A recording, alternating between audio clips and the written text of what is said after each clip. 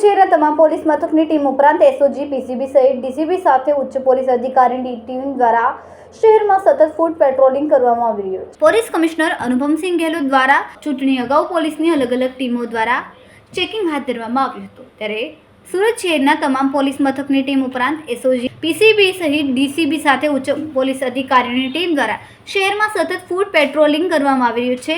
ખાસ કરીને સુરતના સંવેદનશીલ વિસ્તારો સહિત 33 રૂટ ઉપર ફૂટ પેટ્રોલિંગ અને સઘન વાહન ચેકિંગ કરવામાં આવી રહ્યું છે, જેમાં 12,719 વાહનોનું ચેકિંગ કરાયું છે, 510 શંકાસ્પદ સ્થળોનું ચેકિંગ કરાયું છે। ત્યારે આજરોજ ઝોન 1 ડીસીપી ભક્તિ ઠાકર અને એસીપી પીકે પટેલ અને એસીપી વિપુલ પટેલ અને ઝોન 1માં આવતા પાંચેય પોલીસ સ્ટેશનના પીઆઈ સાથે Varachha police station, Kapodra police station, Una police station, Saroli police station અને સરથાણા પોલીસ સ્ટેશનના હદમાં આવતા તમામ વિસ્તારમાં ફૂટ પેટ્રોલિંગ અને વાહન ચેકિંગ કરવામાં આવ્યું હતું। કેમેરામેન સેનિલ વિરાણી સાથે વિશાલ છેઠા, માનવ પ્રભા ન્યૂઝ।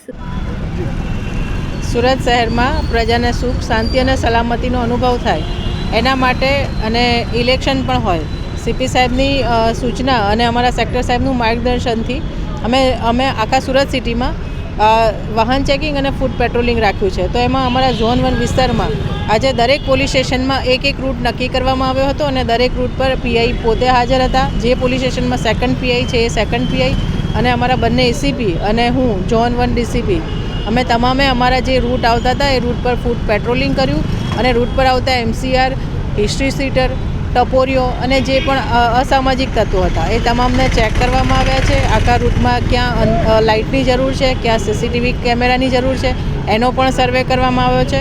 અને એ સિવાય એ રૂટમાં આવતા જે સ્થાનિક લોકો છે, સ્થાનિક આગેવાનો છે, એમને પણ મળીને એમની સાથે પણ ચર્ચા કરી છે કે તમારા શું પ્રશ્નો છે, તમારી શું મુશ્કેલીઓ છે, અમે તમારી સાથે છીએ। તો એમની રજૂઆત પણ કોઈ હોય તો એ પણ તમામ પીઆઈએ, એસીપી સાહેબે અને અમે લોકોએ સાંભળી છે।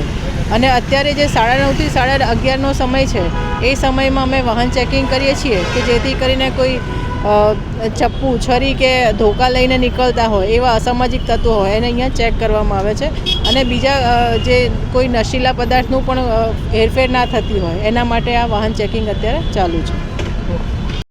અમારા વિડીયોની નવી અપડેટ મેળવવા માટે સબસ્ક્રાઇબ કરો માનવ પ્રભા ન્યૂઝ ચેનલને, બેલ આઇકન ક્લિક કરો લેટેસ્ટ વિડીયો સૌથી પહેલા મેળવવા માટે।